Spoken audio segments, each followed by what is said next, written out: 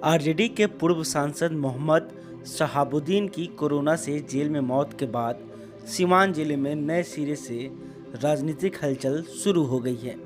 इन दिनों बिहार में लॉकडाउन होने के चलते सीवान के चौक चौराहों पर तो राजनीतिक चर्चाएं बंद हैं, लेकिन जिले के गांवों में लोग आपसी बातचीत में यही बातें करते देखे जा रहे हैं। लोग बात कर रहे हैं कि मोहम्मद शहाबुद्दीन जैसे बड़े सियासी तस्वीर के फ्रेम में अब किस नेता की फोटो फिट होने की संभावना है।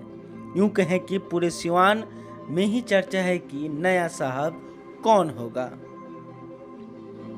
सीवान के लोग बताते हैं कि मौजूदा दौर में दूसरा मोहम्मद शहाबुद्दीन बनना नामुमकिन लगता है। वे कहते हैं कि शहाबुद्दीन जब अपने पूरे शबाब पर थे तब सीवान में उनकी अलग समानांतर सरकार चलती थी। आलम यह था कि कोई झगड़ा या जमीन बंटवारा के मामले में बिहार पुलिस और प्रशासन अलग कार्रवाई करती थी, वहीं शहाबुद्दीन की अलग न्याय प्रक्रिया चलती थी। बातचीत के दौरान पता चलता है कि जिले के गांवों में सैकड़ों ऐसे मामले हैं जिसमें दो भाइयों का विवाद होने पर उन्होंने पुलिस प्रशासन का फैसला नहीं स्वीकार किया, लेकिन शहाबुद्दीन की हवेली से सुनाए गए फैसले पर दोनों पक्ष बिना किसी झिझक के राजी हो जाते। ऐसे ही तमाम घटनाओं को देखते हुए इलाके के लोग मोहम्मद शहाबुद्दीन को साहिब कहकर संबोधित करते हैं। अब उनकी मौत के बाद लोग कहते हैं कि सीवान में दूसरा साहब नहीं पैदा हो सकता। मोहम्मद शहाबुद्दीन की राजनीतिक विरासत संभालने की रेस में सबसे ज़्यादा उनके बेटे उसामा साहब का नाम चर्चा में है। उसामा विदेश से पढ़ाई कर लौटे हैं, लेकिन वह सीवान की सियासत से दूर नहीं है। उसामा मां हिना साहब के लिए चुनाव प्रचार की बागडोर संभाल चुके हैं।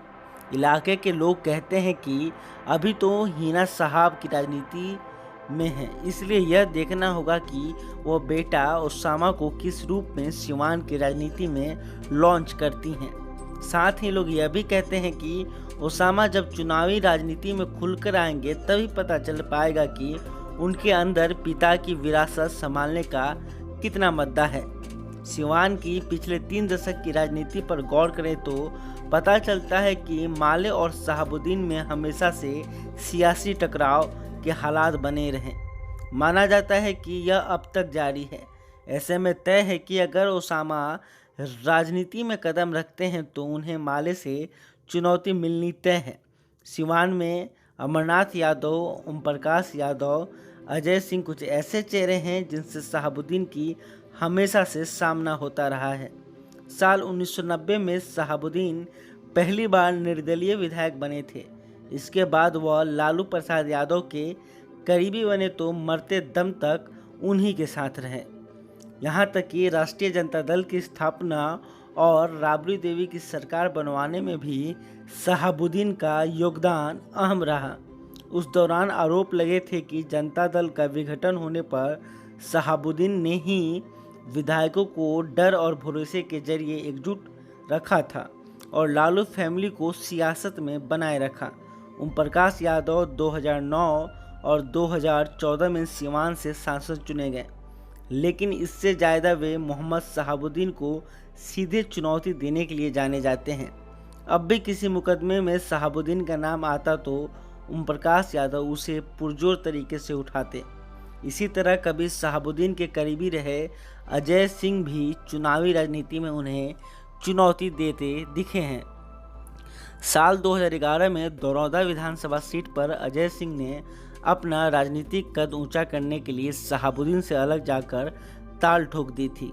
सत्ताधारी जदयू में बेदाग छवि बनाए रखने के लिए अजय सिंह ने पितृपक्ष में शादी की और अपनी नई नवेली पत्नी कविता को विधायक बनवाने में सफल रहे। इसके बाद 2019 के लोकसभा चुनाव में कविता जदयू के टिकट पर सांसद भी बनी हुई हैं। सीवान की राजनीति में ये तमाम चेहरे हैं जो मोहम्मद शहाबुद्दीन के लाल उसामा साहब को राजनीति में पैर जमाने से रोक सकते हैं। देखना होगा कि उसामा कैसे इनका सामना कर सीवान में अपने पिता शहाबुद्दीन की राजनीतिक विरासत संभालते हैं। मोहम्मद शहाबुद्दीन की बिहार के मुसलमानों के बीच खासी पहुंच रही। इसकी बानगी उनकी मौत के बाद भी देखी जा सकती है। शहाबुद्दीन का सौत सीवान लाने में असफल रही आरजेडी पर गंभीर आरोप लगाकर पार्टी के प्रदेश उपाध्यक्ष और बिहार विधान परिषद के सभापति रह चुके सलीम परवेज और पार्टी के तकनीकी प्रकोष्ठ के प्रदेश सचिव मोहम्मद सोहराब कुरैशी ने इस्तीफा दे दिया है। इसके अलावा राज्य के कई हिस्सों में शहाबुद्दीन की मौत पर शोक सभाएं आयोजित की गई हैं। इसके अलावा सिवान के गरीब तबके से लोग भी शहाबुद्दीन को काफ़ी पसंद करते हैं। इन ताकतों को एकजुट रखना भी ओसामा के लिए चुनौती होगी। पटना से द बिहार प्लस की रिपोर्ट।